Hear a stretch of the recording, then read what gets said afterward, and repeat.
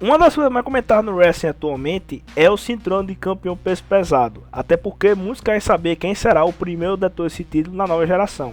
A disputa atualmente está entre AJ Styles e Seth Rollins. Eles classificaram para a final e irão se enfrentar o Night of Champions para definir quem será o campeão inaugural desse título nessa nova geração.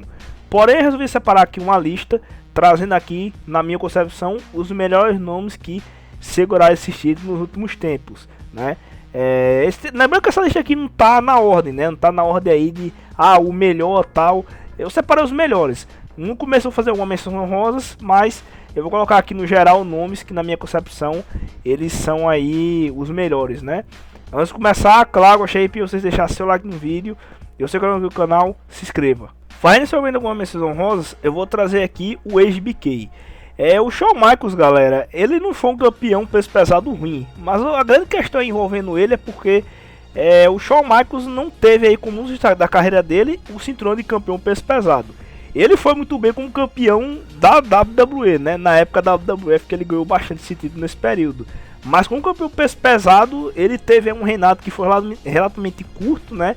Eu não lembro se chegou a ter mais de um reinado, mas eu lembro que foi reinados bem esquecíveis, né. Então eu não vou colocar aqui na lista principal porque eu acho que não vale a pena. Mas pelo menos vale colocar ele na menção honrosa, né?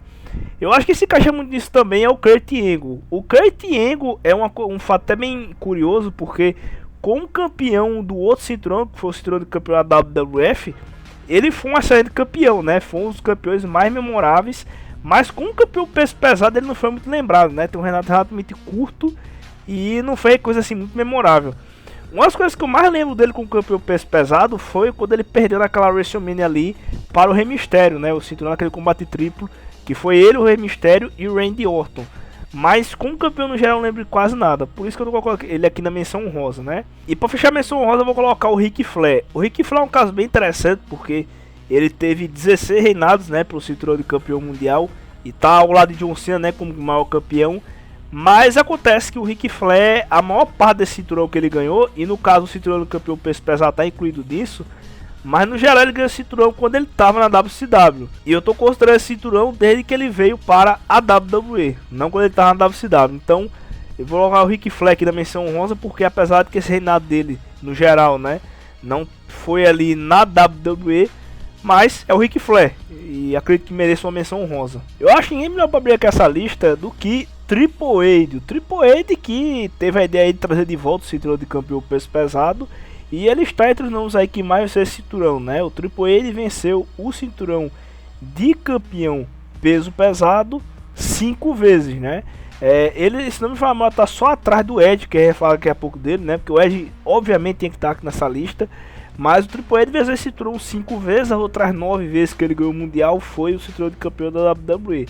Mas na minha opinião o Triple H foi aí o melhor campeão desse cinturão, né? Alguns podem dizer que foi o Edge, mas pra mim foi o Triple H, né? O Triple H pra mim foi o que fez as melhores defesas, foi o que fez aí o melhor reinado, desenvolveu muito bem o melhor personagem dele.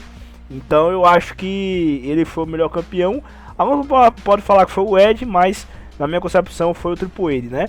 Já que a gente falou de Edge, vamos falar do Edge aqui, né, gente? O Edge que foi o maior vencedor do cinturão de campeão peso pesado. Ele venceu esse cinturão 7 vezes, né? E lembrando que 2 dessas vezes foram só pro cash-in, que ele fez cash-in ali. Uma das vezes foi ali em cima do John Cena e a outra foi em cima do Undertaker, né? Então foi aí considerado um dos melhores campeões. Alguns falam que foi o melhor, mas pra mim foi o Triple H.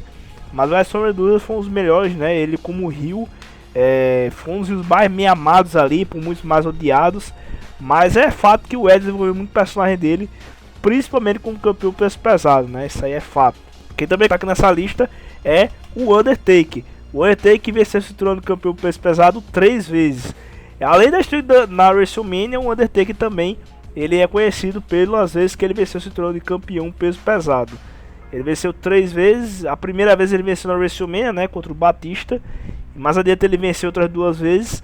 E como campeão ele fez combates ali bem interessantes, né? Muitos desses combates foram contra o Edge justamente.